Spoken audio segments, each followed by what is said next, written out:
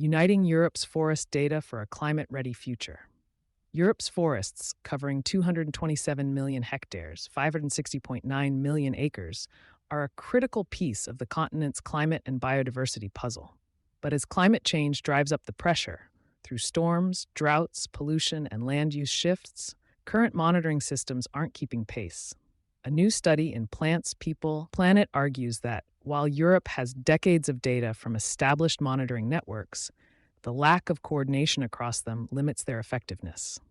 Four major initiatives currently form the backbone of forest monitoring across Europe, each with a distinct focus. ICP Forests tracks long-term changes in tree health and the effects of air pollution, while ICOS gathers high-frequency data on carbon and other greenhouse gases. The EILTR network specializes in long-term, in-depth studies of entire ecosystems, and ENFIN provides large-scale, structured data on forest composition and structure. Together, they generate vast amounts of valuable information, but their work remains largely uncoordinated. Each brings value, but they've developed in silos. Their differences in methods, geographic coverage, and data access create blind spots. For example, Southeastern Europe is underrepresented in intensive monitoring, and data accessibility remains inconsistent across networks. Without a shared framework for interpreting this data, Europe lacks a clear, unified view of forest health and resilience. This fragmentation not only hampers effective policy, but also risks underestimating the scale and speed of ecological shifts, potentially putting climate neutrality targets out of reach. A path toward strategic integration. What's needed isn't a new system, but a smarter use of existing ones.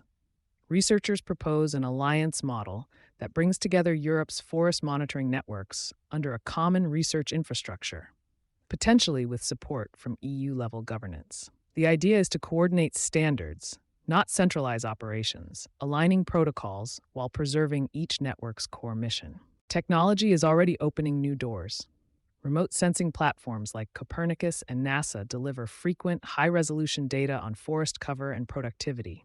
Spaceborne LiDAR systems, including Getty and ICESat-2, offer biomass and canopy structure insights. But all of this satellite-derived information still depends on reliable ground truthing. That's where terrestrial networks, if better integrated, can step up. Scaling up this approach requires more than goodwill.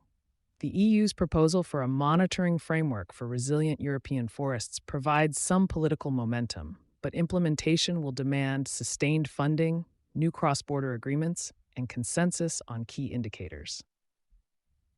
You've been listening to Sustainability Soundbites from E+E Leader.